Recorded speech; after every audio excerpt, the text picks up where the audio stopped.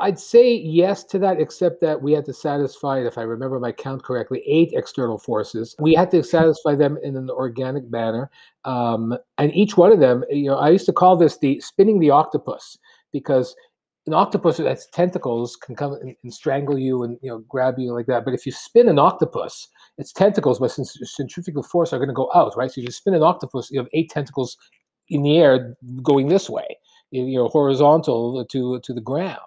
That's an interesting combination of taking risk without an investor breathing down your neck and giving you external sort of metrics that you have to hit. So that seems to be like a magical situation I've seen also with a lot of entrepreneurs, where you can allow the business to grow organically, but you can also start taking risks and kind of see where it goes without having to hit certain benchmarks, which is what you often see after a round of financing that everybody sort of chases today. But what you seem to be saying is that, look, we had all this freedom, we had all this land that we could explore, but at the same time, we could just do what we did. It wasn't about satisfying any external sort of force. Well, I'd say yes to that, except that we had to satisfy, if I remember my count correctly, 8 external forces. But we had to satisfy them in an organic manner. And each one of them, I used to call this the spinning the octopus, because an octopus that's tentacles can come and strangle you and grab you like that. But if you spin an octopus, its tentacles by centrifugal force are going to go out, right? So if you spin an octopus, you have 8 tentacles in the air going this way, horizontal to the ground, parallel to the ground, horizontal. So the 8 tentacles of the octopus, the 8 people we had to go ahead and satisfy were, of course, the public, first and foremost, because if the public didn't buy tickets or watch the shows, you were dead.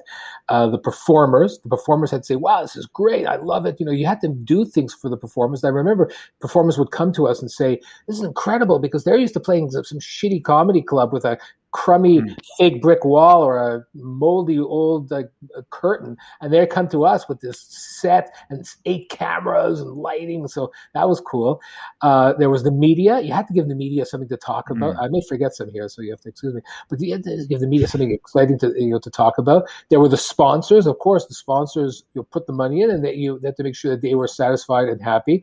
There was the government, because we had government grants. That's 5. There were the TV networks, 6, because you had to deliver it right, the content for them and make sure that these people were happy. And there were 7 and 8. Now I can't remember the 7th and 8th. They'll come to ourselves, the employees. We always made sure we had to enjoy. They had to be worth it, because it wasn't fun. Everyone thought, "Oh, you're in the comedy business. Isn't that fun?" No, it wasn't fun at all. It was a pain in the ass. We were miserable, but we were miserable so others can have fun. And we were the way we used to. I still remember we used to go to the back of the audience and watch, and we would just see. This is what you would see.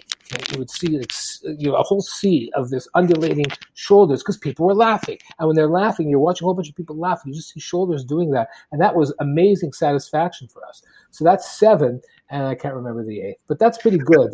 To remember 7. Yeah, I mean, if you can create value. So you saw sort of the whole balancing act as creating value for multiple stakeholders at the same time, right? You had to not just focus on the public or focus on the acts. You kind of have this multifaceted. Every all one the of them, stakeholders. every one of them. And I'll tell you, and what would happen. So, okay, we talked about. Let's put it another way. Let's take away the octopus analogy. Let's use an octagon. Let's use a shape.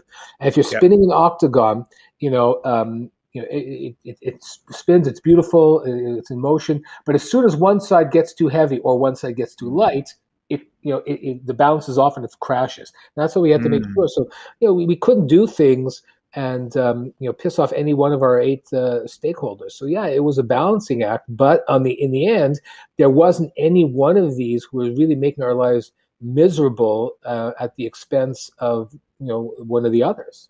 So. Which happens from time to time, in the VC world.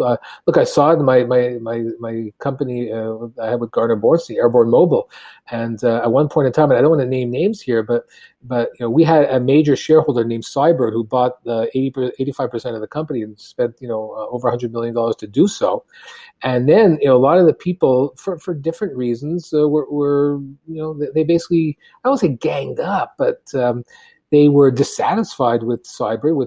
And not that I disagree with some of the, with them, with why they were disagree or they were pissed off at cyber, but it just got to a point where one investor was pissing off another investor, and then what happens? Nothing good comes of that.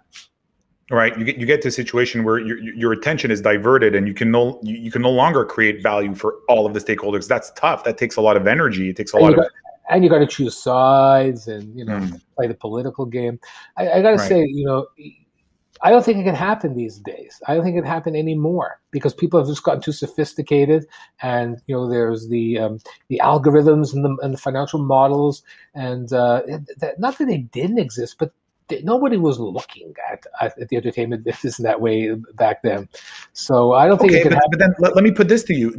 Would you feel like if a project or if a venture were self-financed, that they would have more of that same kind of freedom to operate that you guys had, that would maybe recreate those conditions? Well, sure. Self-financing means you can say fuck you to anybody. Self-financing says, hey, you know what? It's my money. I'll do what I want with it.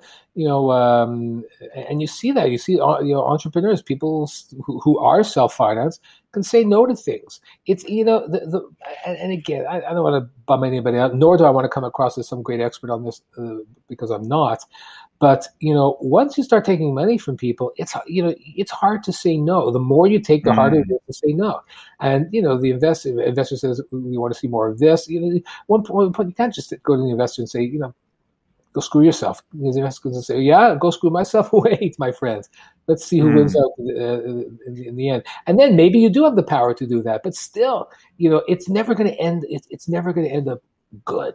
And if you're self-financed, you can do what the hell you want. But a lot of entrepreneurs just chase that next financing deal. And I mean, I've seen it too. The operational consequences of that. You got to be careful.